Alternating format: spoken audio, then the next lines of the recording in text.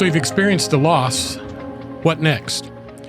In fact, you may even realize this. Your loss may have something that occurred years ago, decades ago. Or it might be a progressive series of losses that you've never really addressed in your life. And so today, you're kind of confused with the way your life has turned out and your inability to move past some of the darkest days that you've experienced. What do you do? Well, my name is Dan, and I am one of the teaching pastors at Life Fellowship in suburban Charlotte, North Carolina, and I'm joined today with two guests who have experienced both loss and are working through recovery. And I say working through because I don't know that you never recover from a loss of an 18-year-old son. No. I mean, I had a friend whose son was coming home from his graduation and was killed in a car wreck. This last week was his anniversary of his birthday, and he posted about it. It's been 20 years, and it's just as fresh for him today as it has ever been.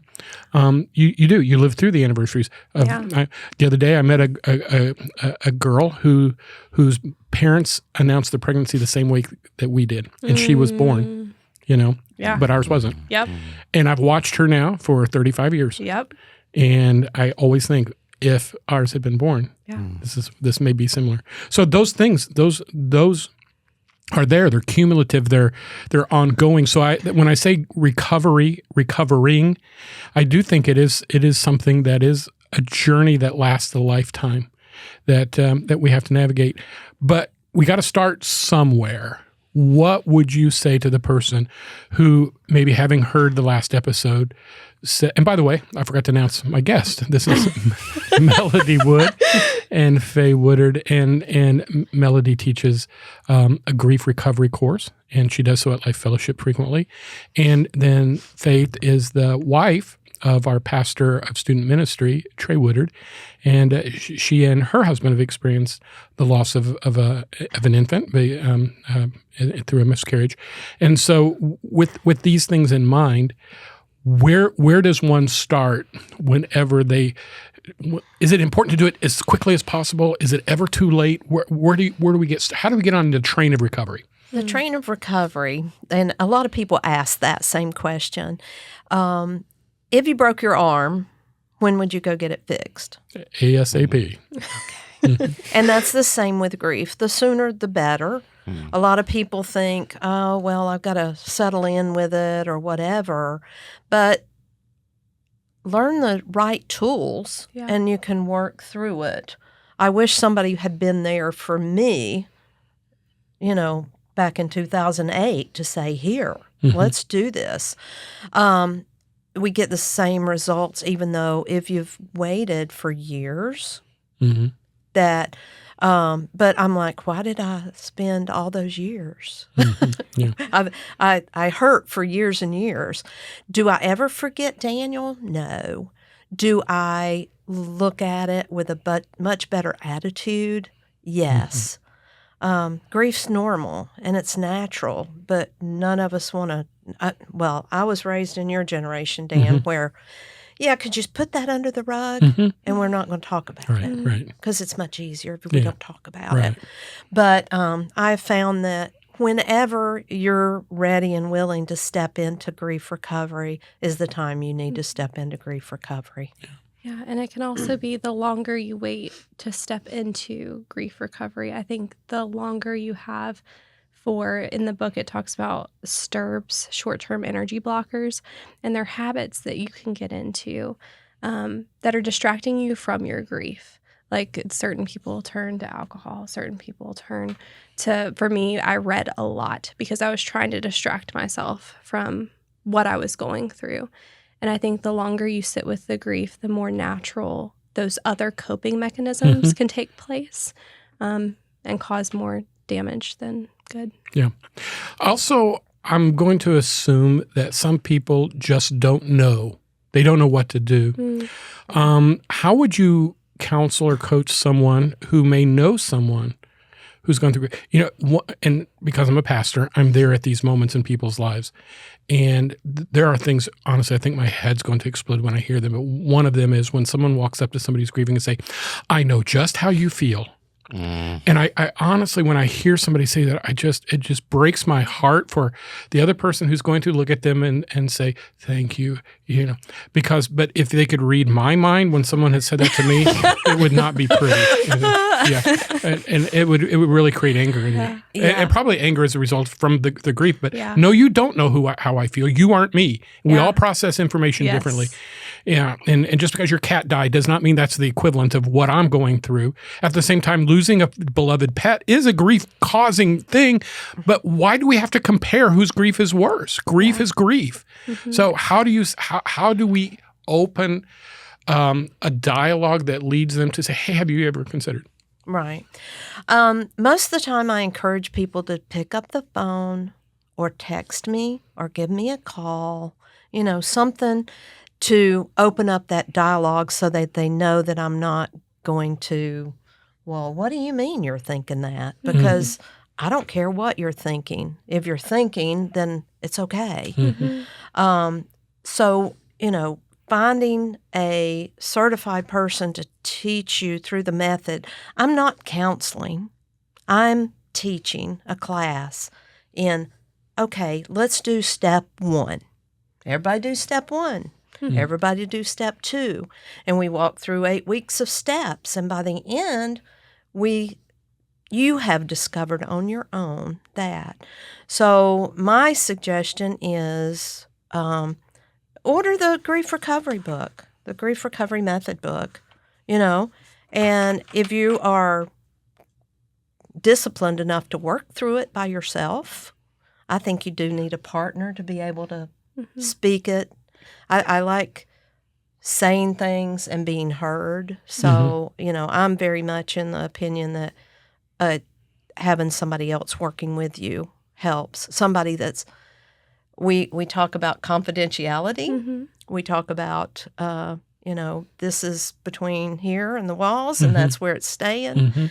And so find somebody, that is certified to teach you and look for, is this just a talk therapy, which some of these programs are. They just talk, and some of them are only for death. But, going through divorce is like a death, but most of these other grief things don't cover that. Any of there's more than 40 different events that can cause grief. What would you say to the person who says, I kind of feel like there's some kind of expiration date? This happened 20 years ago. This happened, when I lived in a different city. What would you say to someone who's putting up a barrier that doesn't need to be there necessarily? I find a lot of times the funny barriers to me that I find a little humorous is somebody will come and say, such and such had this experience and they really need to come to your class. And I say, maybe I'll look in the mirror because there's something there too. I mean, I am of the opinion everybody should just go through the class to learn what we do say and what we don't say to other people. And that you might have something in your past that's caused you to, I've seen people, well, I started smoking. When did you start smoking?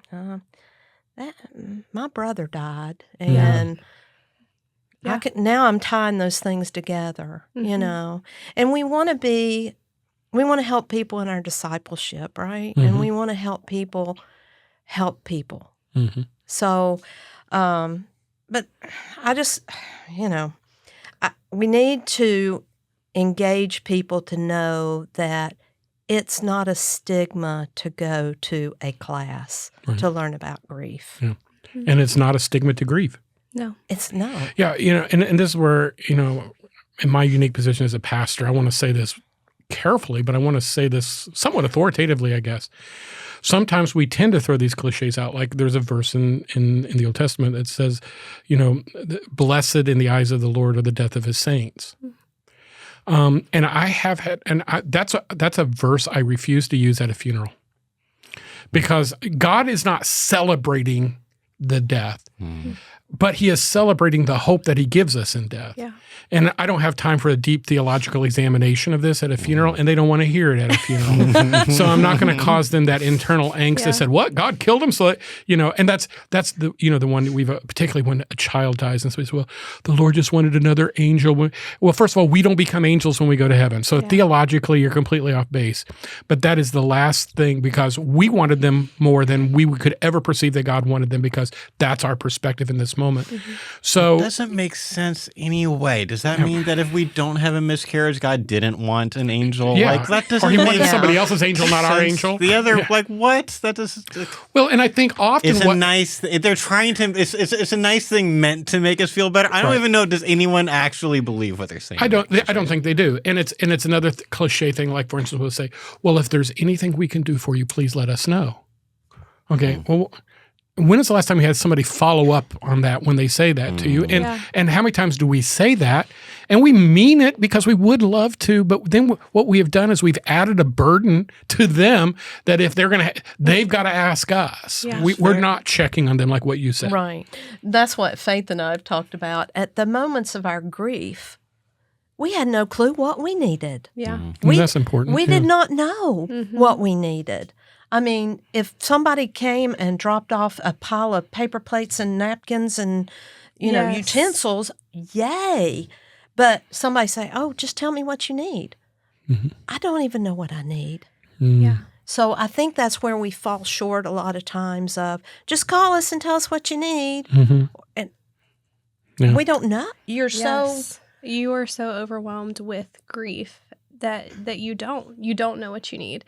But it's through those experiences that I found that even like going through the book and reading, there's an example list of all the unhelpful things that people say, and I think that that's one of them. And now walking through it, it's made me a lot more aware, because I've said that before. What can I do for you? Is there anything that I can do?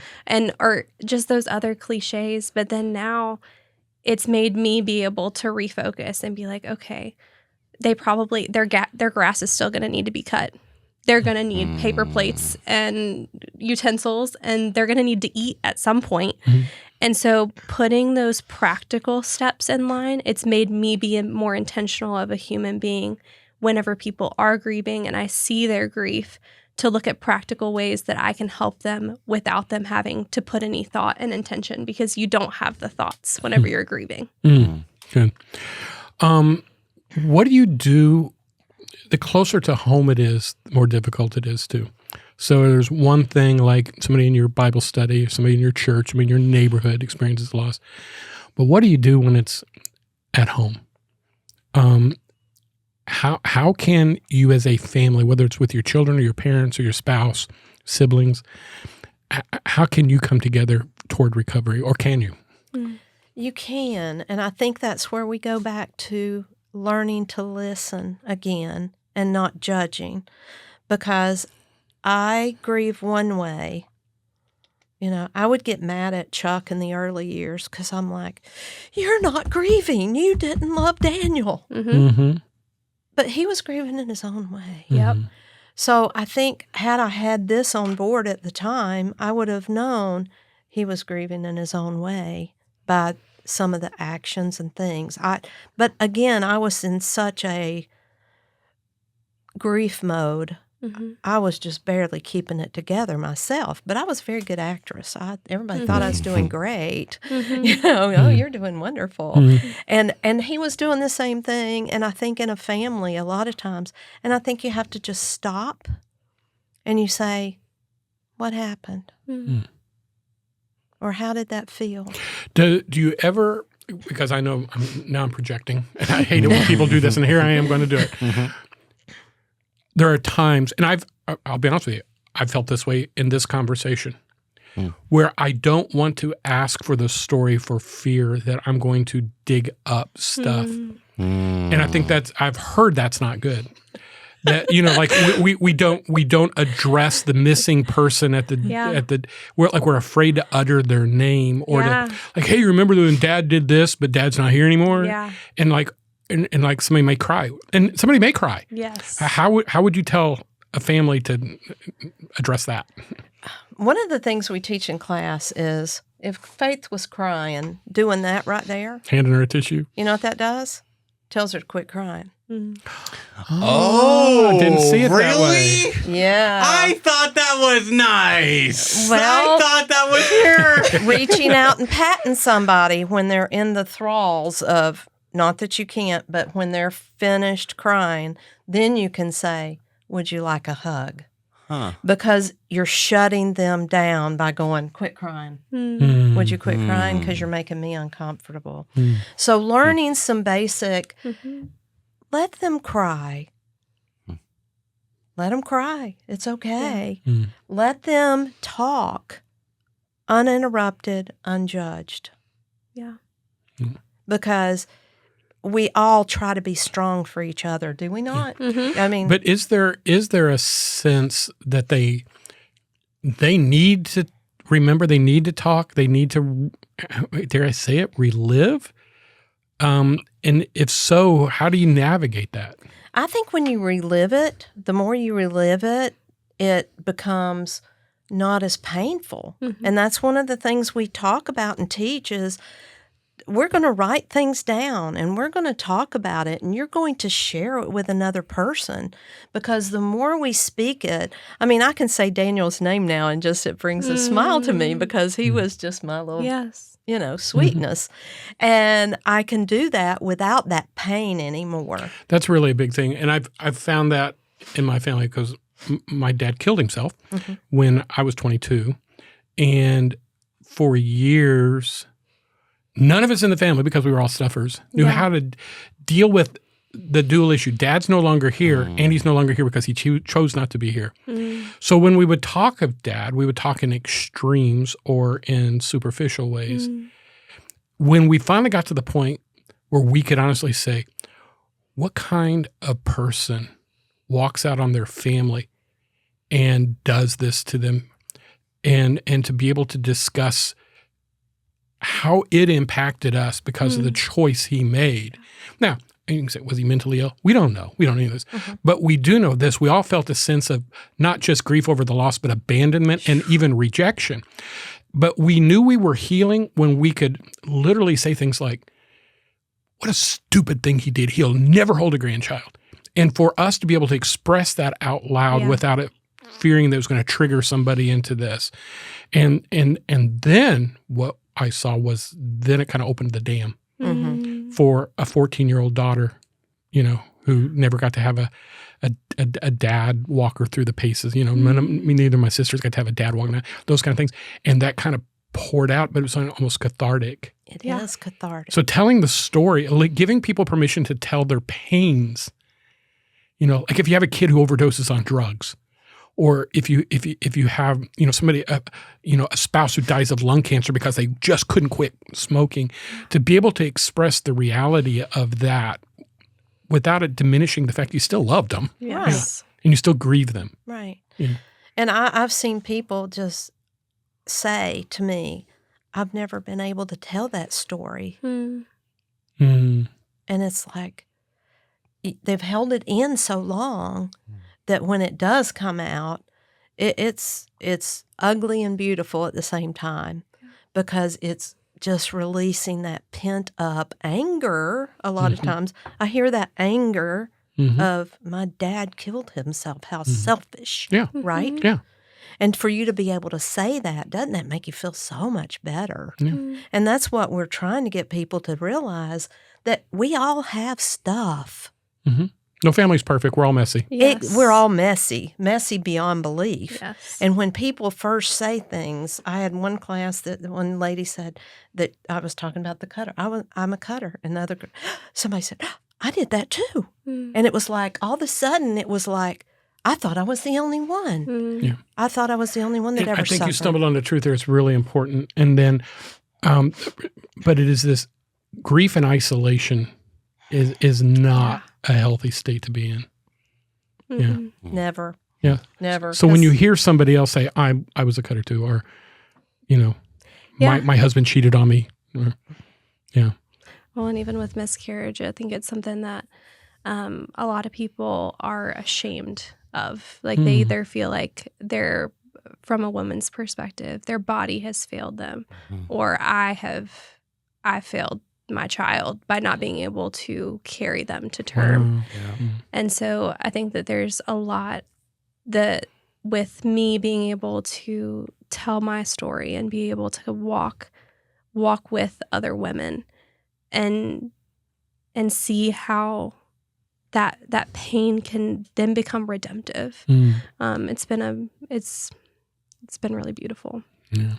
I've got a quick question. So you've mentioned a few helpful things not to say, and one of them we all laughed at, is like, obviously, and then the other one's like, oh man, I say that all the time. You know, what can I, if there's something I can do, I want to help. So I have a lot of friends that are spread across the country.